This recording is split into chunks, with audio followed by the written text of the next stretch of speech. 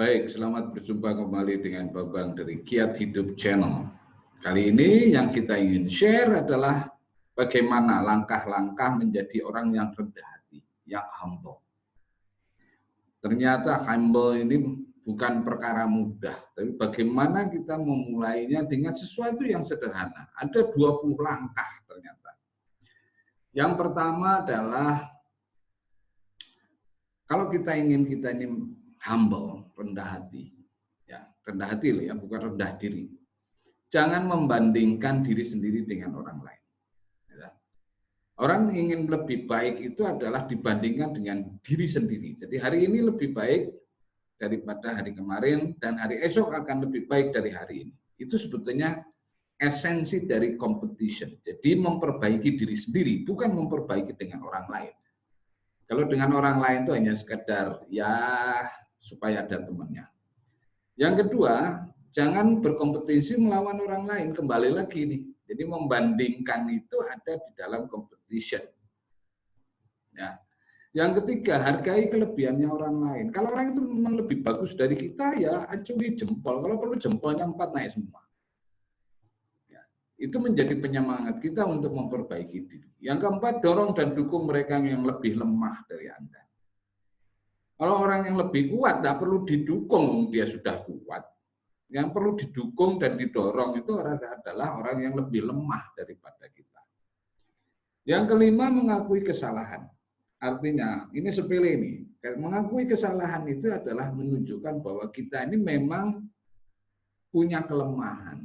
Dan itu memerlukan kehambelan, kerendahan hati untuk mengakui. Biasakan ajarkan untuk meminta maaf kalau misalnya kita salah. Dengan anak-anak juga demikian. Yang keenam, mau meminta maaf ketika melakukan kesalahan. Yang ketujuh adalah terapkan keadilan. Jadi asas fair dalam apapun, dalam dagang, dalam permainan, dalam bercanda, bahkan bercanda pun juga hati-hati karena di situ letaknya apakah kita ini dianggap humble atau tidak. Yang kedelapan, jangan biarkan penghargaan hanya dalam hati saja. Jadi penghargaan itu harus diucapkan, diomongin, sehingga orang tahu. Ya. Kalau kita tuh hanya membatin saja, lah itu kita bergaulnya sama makhluk halus. Ya. Yang ke-9, jangan iri, jangan punya envy, jangan punya jealousy terhadap orang lain. Masing-masing punya jalannya sendiri, rezeki tidak akan tertukar. Yang ke-10, merasa tercukupi dan bersyukur. Lah, rasa bersyukur ini akan muncul kalau kita merasa tercukupi, bukan kaya, tercukupi. Ya. Yang ke-11, dahulukan orang lain daripada diri kita sendiri. Ya. Jangan meminta perhatian dan penghargaannya orang lain.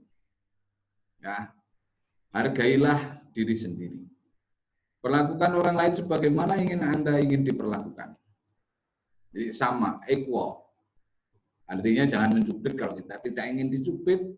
Yang ke-14, melayani orang lain. Biasakan kita melayani orang lain. Jangan Anda merasa lebih tinggi dari orang lain. Kita itu equal, sama rasa, sama manusianya, ya. Sama makan berasnya. Jangan menyombongkan prestasi sendiri. Ya, menyombongkan prestasi ini, aku ini bisa ini loh. Aku ini hebat loh.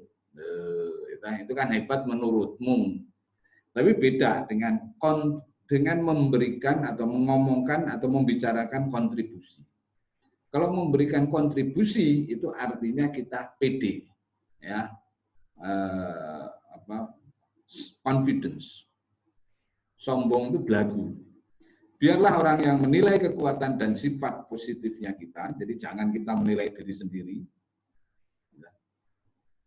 Yang ke-18, menghargai pejabat yang ada, karena apapun yang terjadi dia adalah otoritas yang ada.